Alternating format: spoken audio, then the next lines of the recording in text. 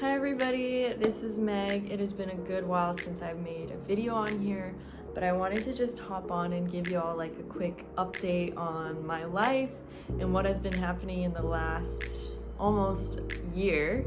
First of all, I wanted to give an update that I'm pivoting my YouTube channel. So I initially started this channel for my Japanese audience, so if you'll go back and see, a lot of my beginning videos are all in Japanese. However, I recently did a poll on my Instagram, which is where I'm most active, and I found that most of my followers wanted content in English. So I decided, okay, it's time to pivot. So my YouTube is going to be in English from now on, and I'll probably be throwing in a little bit of Khmer and of course Japanese, because it just, you know, sometimes it just comes out. So yeah, that's my mini announcement. In terms of life update, okay, so in short, beginning of 2024 was really rough for me. So I don't know if you all followed or not, but I got into a motorcycle accident. I got a motorcycle engine burn, all within the span of 2 weeks. And I also got my wallet stolen in another span of like 2 weeks. So in about a month or a month and a half, all these things were just happening back to back. In addition, 2024 was the year I started getting really sick. So I started getting chronic tonsillitis. And so at one point every month, I was either in the hospital or extremely sick in my apartment.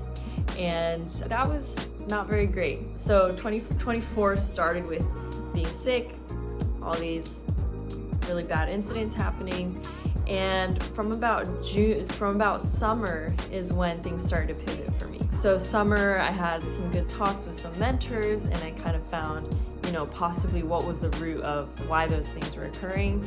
And after I made some adjustments, kind of realignments, then second half of 2024 was absolutely amazing. I started connecting with so many other creatives here in Phnom Penh, which is really like what I've wanted to do from the beginning. But just people that, you know, we were in each other's circle but never met. So I was starting to meet them, and it was kind of like, whoa, I wonder why we never connected until now. But it was kind of just, it was definitely like a timing and an alignment thing for sure.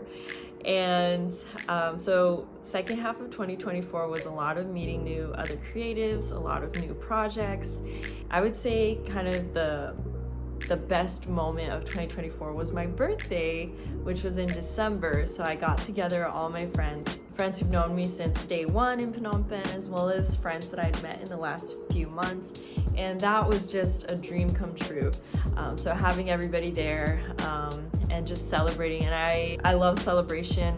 And even though it was my birthday, I just wanted everyone who was there to also feel like they were celebrated as well. So that was definitely the best moment of 2024 for me, for sure. 2025. So 2025 is when I started getting more and more sick. So January, February, March is when I was sick back, all 3 months back to back. February, I was in the hospital for 2 nights. In March, it was just an emergency, so I took myself to the ER at around 3 or 4 a.m. just because I knew that what was about to happen. And so in terms of health, that was quite rough. But otherwise, I have been keeping busy with work, with friendships, and then I would say from mid-March, April is when I started feeling a lot of change. And so right now oh my goodness, we're in June right now, which is crazy. I feel like now I've finally kind of been able to let things settle.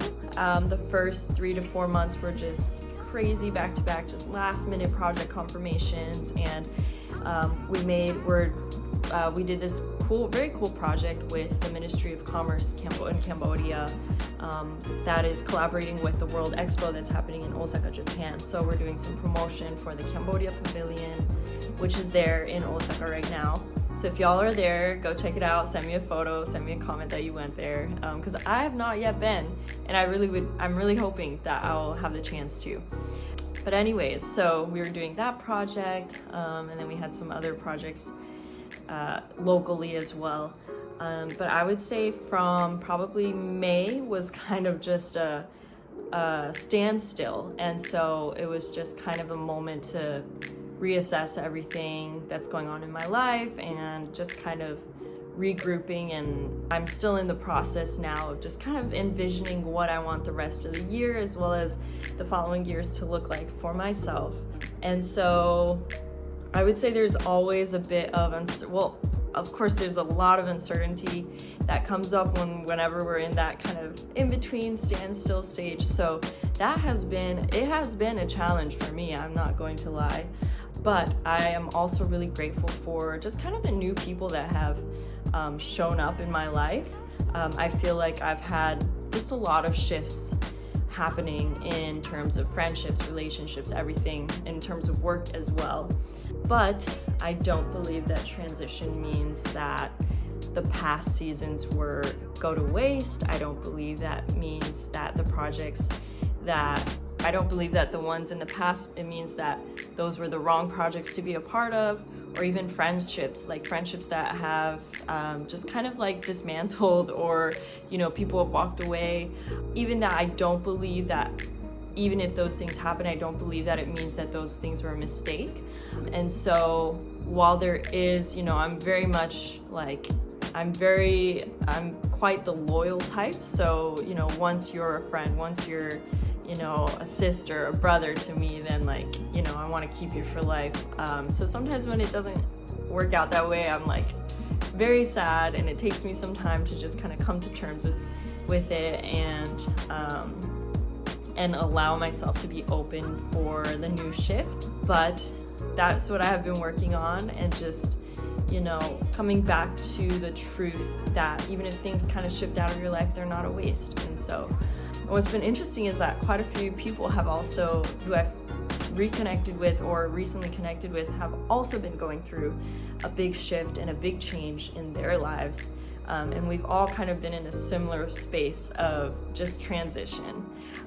So that has been really, really interesting. And I'm excited for what's coming up ahead right now. So what's coming up ahead for me, in the midst of all the busyness that was happening around March and April, I launched my online shop, which is called Resale Phnom Penh. And the concept behind that is I just kept hearing people, especially girls, women, say, I buy a dress for an event and it sits in my closet. And I said, that is not fair for you or for the dress. So let's get those dresses out there.